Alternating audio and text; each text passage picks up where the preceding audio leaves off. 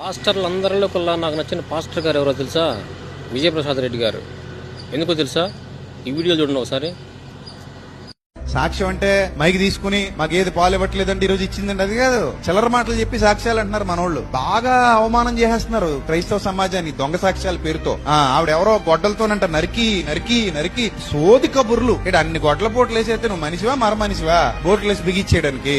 చెప్పడానికి కూడా ఒక హద్దు రోజు సాక్ష్యాల పేరుతో ఎంత దారుణమైన ట్రోలింగ్స్ ఉన్నాయో చూడండి. కావాలంటే మీరు యూట్యూబ్ లోకి వెళ్ళి ఎంత మంది ఇతర విశ్వాసాలకు చెందిన వాళ్ళు ఆ వీడియోలు వేసుకుని పండగ చేసుకుంటున్నారు. క్రైస్తవులందరికీ అవమానం. ఈ రోజు ఏదో ఒక వీడియో చూశాను, ఒక అద్భుతమైన ఆనిముత్యం. ఆవిడంట ఫోన్ లో బ్యాలెన్స్ అయిపోయిందంట, నెట్ బ్యాలెన్స్ అయిపోతే రాత్రి గట్టిగా ప్రార్థన చేశారంట మొగుడు పెళ్ళం. ప్రభువా ఇలా అంటే భయపడిపోతుంటారు. వీళ్ళు ఏమని పలుకుతారు? నువ్వు ఎవరు? నువ్వు నేను మైసమ్మని, నేను కనకదుర్గమ్మని. వాళ్ళు వాళ్ళ హిందువులు ఆరాధిస్తున్న దేవి దేవతలు. వాళ్ళను సాతానులుగా చూపించే నీచమైన గుణ లక్షణాలు. అది నిజమా? అది అబద్ధం. అది నిజమేదో అబద్ధమేదో ఏంటో ఆ మానసిక స్థితి బాలేదు వీళ్ళకి. అలాంటి మాటలు మాట్లాడి ఎంత మందిని శత్రువులుగా చేస్తున్నారు. ఇప్పుడు కనకదుర్గమ్మ తల్లిని ఆరాధించే వాళ్ళు ఇప్పుడు మరి విజయవాడలో ఆ కనకదుర్గమ్మ గుళ్ళో నుంచే వరద బాధితులకు భోజనాలు వెళ్తున్నాయి. అందులో అన్ని మతాల వాళ్ళు ఉన్నారు. మరి తింటలేదా?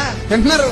ప్రభు ఎంత ప్రేమ గలవాడంటే తన పిల్లల మీద అధికమైన భారాన్ని మోపేవాడు కాడు. ఆయన ఎప్పుడు మనల్ని ఎలా లెక్క అడుగుతాడు తెలుసా? నీకు కావాల్సిందంతా ఇచ్చి అప్పుడు ఆయన పని చేయమని చెప్తాడు. ఎంత గొప్ప ప్రభువు చూడండి. ఆయన నీకు కావలసిన సామర్థ్యాన్ని అనుగ్రహించి ఆయన పని చేయమని నేను ప్రేరేపిస్తాడు. నేను హెచ్చించి నీకు ఆలోచన ఇస్తాడు. కానీ మానవుడు ఎంత దుర్మార్గ స్వభావం కలిగిన వాడంటే హెచ్చింపబడి మాట తప్పుతాడు, ఆశీర్వదించబడి పక్కకి తొలగిపోతాడు. అననీయ సప్పీరా లాగా వాళ్ళు అంతే కదా. సమస్తం దేవుని వద్ద పొందుకున్నారు. దేవునికి ఇచ్చేటప్పుడు మాత్రం ఏం చేశారు? మోసం చేశారు. అది మోసపూరితమైన దృక్పథం కలిగిన జీవితం కనుక వెంటనే శిక్ష వచ్చింది వాళ్ళ మీదకి. అది ఈ దృష్టాంతములుగా వారికి సంభవించి యుగాంతమందున్న మనకు బుద్ధి కలుగుటకై వ్రాయబడెను. వాళ్ళకి ఎందుకు సంభవించింది? అననీయ సప్పీరా ఎందుకు మరణించారు?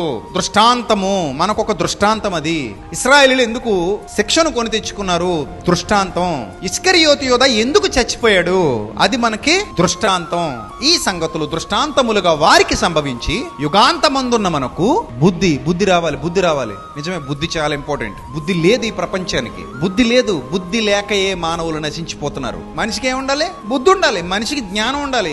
ఎదుగుతున్నావు కదా, ఎదిగే కొలది జ్ఞానాన్ని కూడా సంపాదించుకోవాలి. అందుకే బుద్ధి ఉందా లేదా అని అంటున్నావు. నిజమే, బుద్ధి జ్ఞానము సర్వ సంపదలు ఆయన యందు గుప్తములై ఉన్నవి. అక్కడ నుంచి తీసుకోవాలి, లోపల పెట్టుకోవాలి. ఆయన దగ్గర నుంచి సంపాదించుకోవాలి, నీ లోపల స్థిరపరుచుకోవాలి, నీ లోపల దాచుకోవాలి. అలా నువ్వు ఎదగాలి.